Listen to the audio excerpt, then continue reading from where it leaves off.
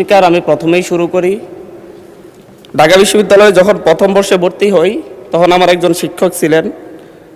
উনি বলেছিলেন বাংলাদেশের রাষ্ট্র ব্যবস্থা একটি অশ্লীল রাষ্ট্র ব্যবস্থা, যে তার নাগরিকদেরকে ওন করে না এবং তার নাগরিকদের জন্যে কোনো উদ্যোগ গ্রহণ করে না। উদ্যোগ গ্রহণ করার ক্ষেত্রে যারা দেশের অর্থনীতিতে ভূমিকা রাখে, যারা দেশের কল্যাণে ভূমিকা রাখে, যে যত বেশি ভূমিকা রাখে তাকে তত বেশি ডিজোন করে।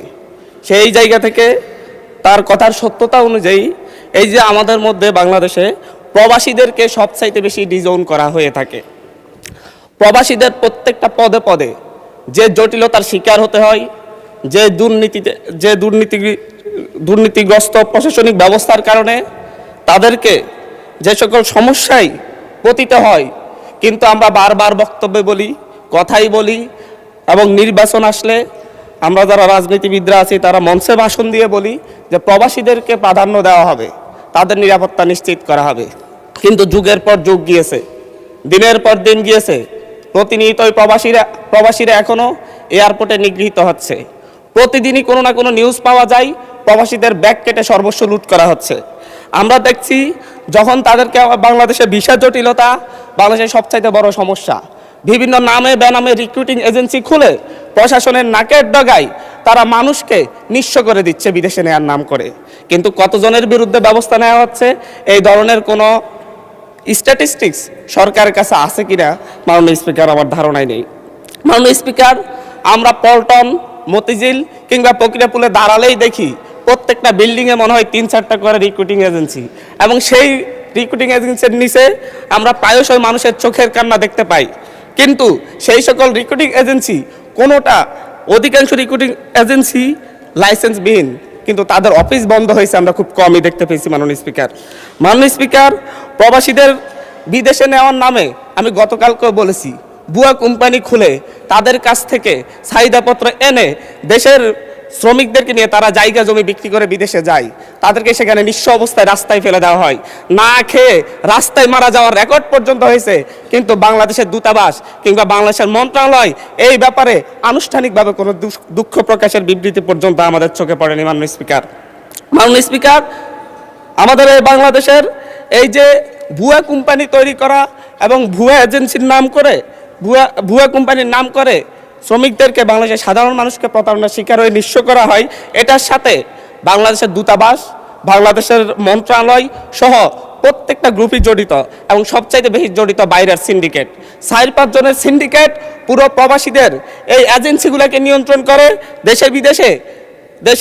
দেশের বাইরে শ্রমিক পাঠানোর ক্ষেত্রে তারা ভূমিকা রাখে। মাননীয় স্পিকার, আমাদের বাংলাদেশে অদক্ষ জনশক্তি রপ্তানি করা হয়।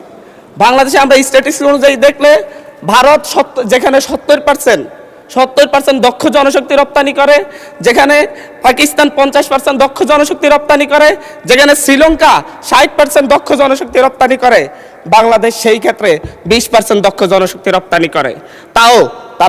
তারাও আইটি খাতে সেটা 1%-এর কম, স্বাস্থ্য খাতেও 1%-এর কম, এবং প্রকৌশল খাতে 1%-এর কম। মাননীয় স্পিকার, আমরা প্রতি বছরই দেখি, বিভিন্ন স্ট্যাটিস্টিক্সে দেখতে পাই, জরিপে দেখতে পাই, প্রতি বছর 1,20,000 থেকে 2,50,000-এর মতো মানুষ প্রত্যক্ষ বা পরোক্ষভাবে ভিসা জালিয়াতির শিকার হন। কিন্তু কতগুলো ভিসা জালিয়াতির ঘটনায় বিচার হয়, এই ক্ষেত্রে বাংলাদেশ অনেক পিছিয়ে রয়েছে। মাননীয় স্পিকার, 2019 থেকে 2023 সাল মাত্র 4 বছরে প্রায় 20,000 প্রবাসী টিকিট জালিয়াতির মুখে পড়ে। টিকিটের মূল্যের ক্ষেত্রে আরও এক ভয়ঙ্কর সিন্ডিকেটের মুখোমুখি হতে হয় তাদেরকে।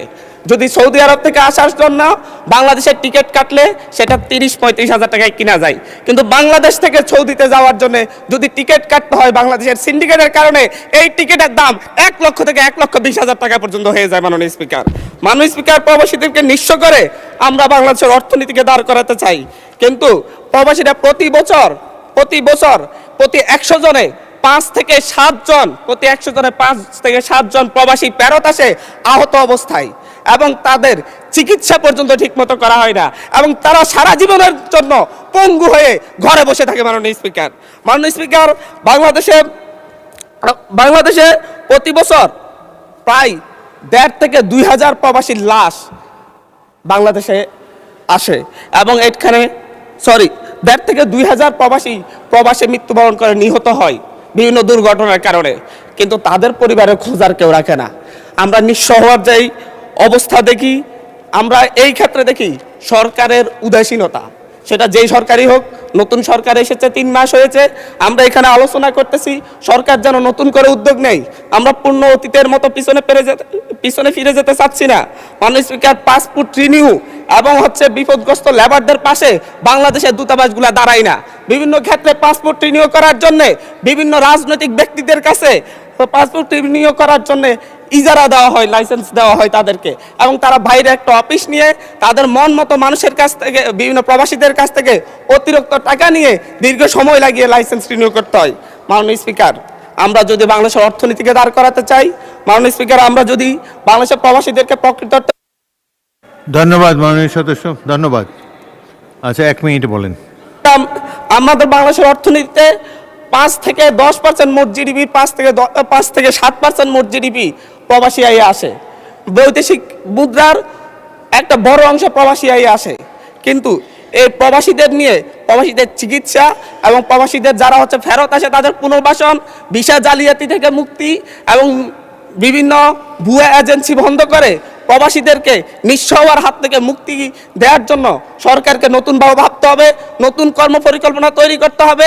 এবং এই সংসদে দাঁড়িয়ে আমি বলবো, একটা সংসদীয় কমিটি করে কিভাবে ভবিষ্যতে প্রবাসীরা যাতে এই ধরনের হয়রানির শিকার না হয়, প্রতারণার শিকার না হয়, এবং তাদের চিকিৎসা কিভাবে নিশ্চিত করা যায়, বিদেশ থেকে ফেরত আসলে আহত হয়ে কিংবা কেউ যদি নিহত হয়ে ফেরত আসে তাদের পরিবারকে কিভাবে পুনর্বাসন করা যায়, সেই ব্যাপারে একটা কর্মপরিকল্পনা তৈরি করার জন্য এই সংসদে একটি সংসদীয় কমিটি গঠনের আহ্বান জানাচ্ছি। মাননীয় স্পিকার, ধন্যবাদ। পরবর্তী বক্তব্য